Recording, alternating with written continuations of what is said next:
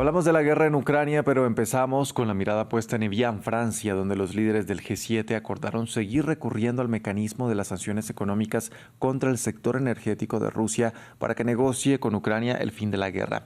Mientras el presidente estadounidense Donald Trump declaró que podría reinstaurar pronto las restricciones al petróleo ruso que había levantado para paliar los efectos de su guerra contra Irán y consiguiente es el cierre del estrecho de Hormuz. Para el análisis contamos con Lila Roldán Vázquez, ella es secretaria general del Consejo Argentino para las Relaciones Internacionales y ex embajadora argentina en Ucrania. Lila, bienvenida a France 24. Bien, muchas gracias por la invitación. Lila, primero, ¿a qué nuevos ámbitos de la economía rusa apuntan las nuevas sanciones decididas por el G7 respecto a las que ya estaban vigentes por parte de la Unión Europea, Canadá, Japón y Estados Unidos? Bueno, según el comunicado que adoptaron los líderes del G7, están dispuestos a presionar aún más en los sectores energéticos de Rusia, que usted sabe son la principal fuente de ingresos de este país, en el petróleo y el gas, que ya vienen bastante afectados por los ataques ucranianos de los últimos tiempos. Ahora, Lila, ¿por qué estos aspectos no se habían sancionado hasta ahora?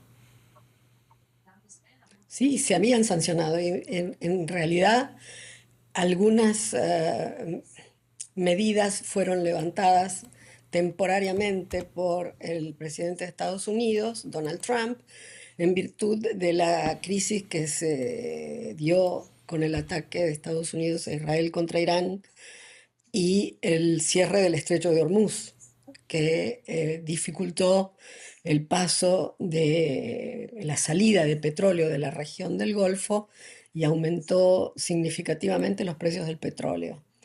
Por eso las sanciones que se habían aplicado hacia Rusia fueron levantadas temporariamente por el presidente de Estados Unidos para permitir que el petróleo que estuviera ya en barcos, en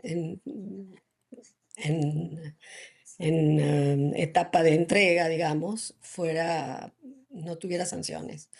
Pero ya hay sanciones contra Rusia desde hace bastante tiempo en este campo. Los países europeos en general han dejado de comprarle gas. Usted sabe que era Rusia el principal proveedor de gas de Europa hasta la guerra, la invasión a gran escala en Ucrania en el año 22, y paulatinamente han ido reduciendo la cantidad de petróleo que le compran y de gas hasta esperan tener un corte total en el año próximo, en el año 27. Esa es la meta que se han fijado. Lila, ¿qué nuevos efectos podrían estar viéndose más bien en la economía rusa con estas nuevas medidas del G7? La verdad es que la economía rusa viene bastante golpeada en el último tiempo. Todos los analistas e inclusive funcionarios del gobierno ruso reconocen que la economía está muy debilitada por el esfuerzo bélico.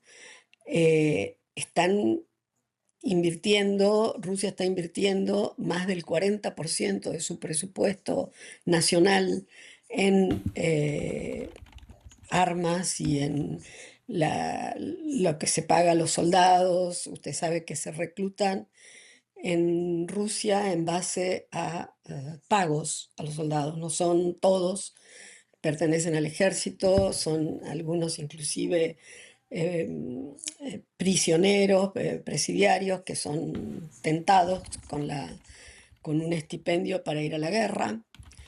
Están convocando mucha gente de regiones muy pobres, de fuera de Moscú y de San Petersburgo, a las que son atraídas, digamos, por esta posibilidad de tener un sueldo en dólares o especial o más, mucho más de lo que podrían ganar habitualmente. Y esto está produciendo más las sanciones, está produciendo un gran declive en la economía rusa. Ahora, Así ¿cómo, que no es Sí, dígame. Sí, claro, continúe.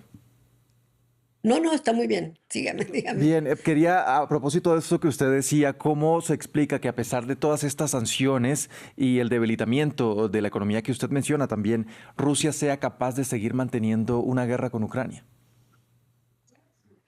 Bueno, Rusia es un país grande con muchos recursos, tiene mucho más recurso humano, digamos, que Ucrania, pese a que pierde muchos más combatientes proporcionalmente y numéricamente en la guerra. Se calcula que mueren alrededor de 30.000 soldados por mes rusos. Las bajas totales de Rusia desde que empezó esta invasión a gran escala ya superan el 1.300.000 personas, entre muertos, heridos, y los institutos de investigación militar cifran en entre 500 y 600.000 los que mm, o están fallecidos o ya no pueden seguir luchando.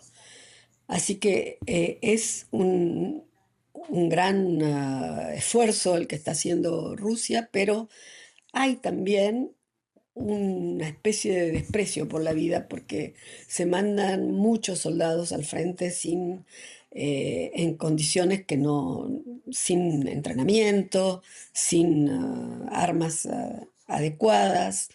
Es decir, hay una... Además, usted sabe que siempre el que defiende tiene Claro.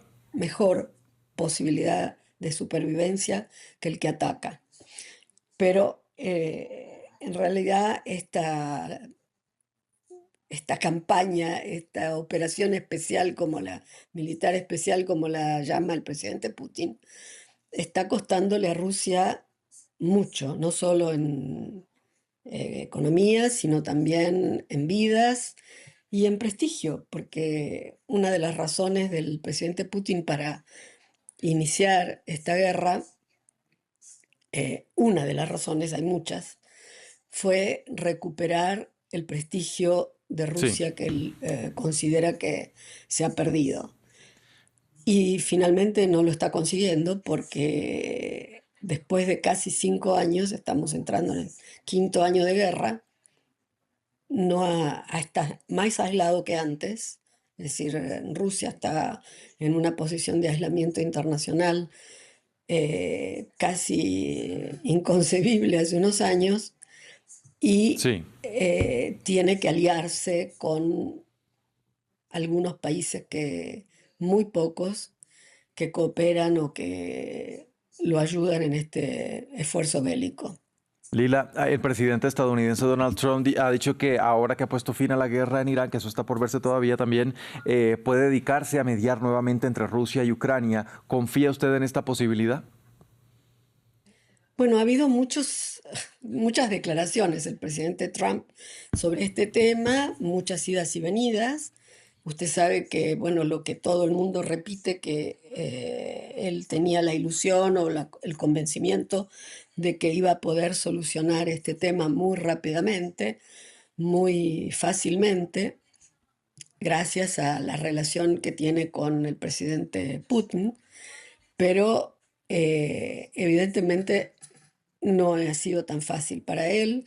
Después ha tenido la distracción, digamos, de alguna manera, de la guerra con Irán y ahora eh, tendría las manos un poco más libres, aunque las declaraciones de hoy no son tan alentadoras porque lo de Irán puede volver a complicarse, pero ayer él dijo en Evian que realmente este no es un asunto que les afecte particularmente a los Estados Unidos, que están muy lejos y que él lo que está haciendo su gobierno es venderles armas a los países europeos que quieren cooperar con Ucrania.